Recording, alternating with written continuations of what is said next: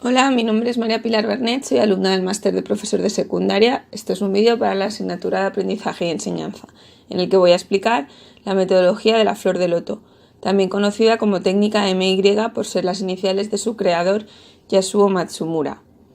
La flor de loto es una técnica de creatividad que consiste en ir deduciendo ideas a partir de una inicial que se sitúa en el centro. También sirve para analizar las causas de un problema. El problema inicial se pone en el centro y alrededor se van añadiendo las ideas que se tienen como causas del problema. Todas estas ideas surgen a partir del centro y se van abriendo como los pétalos de una flor. Se trata de una lluvia de ideas mediante asociación de conceptos de forma que queda muy visual. El impacto del proceso de aprendizaje es que se desarrolla la capacidad de análisis y se fomenta el pensamiento creativo. Respecto a qué necesitamos para aplicar la flor de loto, hay que saber que no es una técnica que exija unos recursos concretos ni una forma de trabajo específica. Sin embargo, los expertos sí que aconsejan en este tipo de técnicas de lluvia de ideas que se trabaje primero de forma individual para fomentar así la participación de todo el equipo en la fase de puesta en común. Igualmente, el formato a utilizar es libre. Se puede usar un dibujo de una flor con sus pétalos o se puede usar una matriz. También hay ejemplos en los que han utilizado posits de colores. Se puede hacer que cada equipo o cada persona dibuje su propia flor o su propia matriz, o se puede repartir una plantilla en blanco para optimizar así los tiempos y unificar el formato entre los diferentes equipos. En cuanto al procedimiento, hablaremos de dos técnicas. La forma más sencilla es utilizar la forma de la flor que da nombre a la técnica. En ella se escribe la idea principal en el centro de la flor y alrededor en los pétalos se van anotando las ideas relacionadas.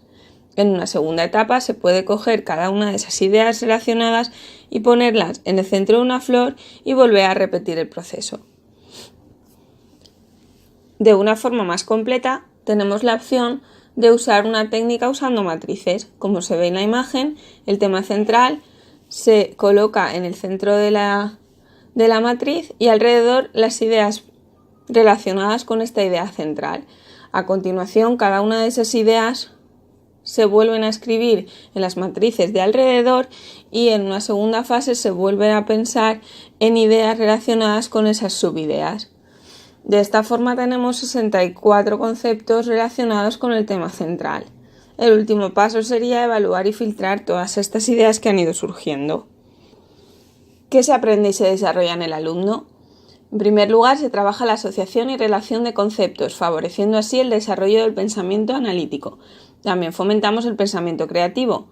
Incitamos al usuario a focalizar el pensamiento en un número limitado de recursos clave de una situación concreta. Estamos así favoreciendo la concentración, al mostrar la información de forma muy visual. La principal dificultad que he encontrado de la técnica es la necesidad de tener la mente abierta.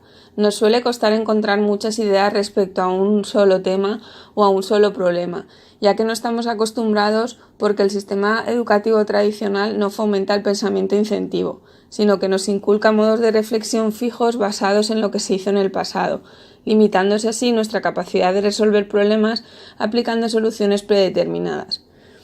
La ventaja de la técnica es que nos permite examinar diferentes aspectos de un único problema y ver las conexiones y relaciones que existen entre ellos.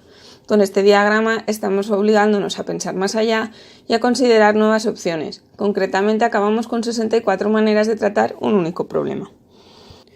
Al no haber encontrado ejemplos con resultados medibles, he decidido hacer un ejemplo inventándome qué podría plantearse un profesor de primero de la ESO a la hora de preparar los proyectos de todo el curso en la clase.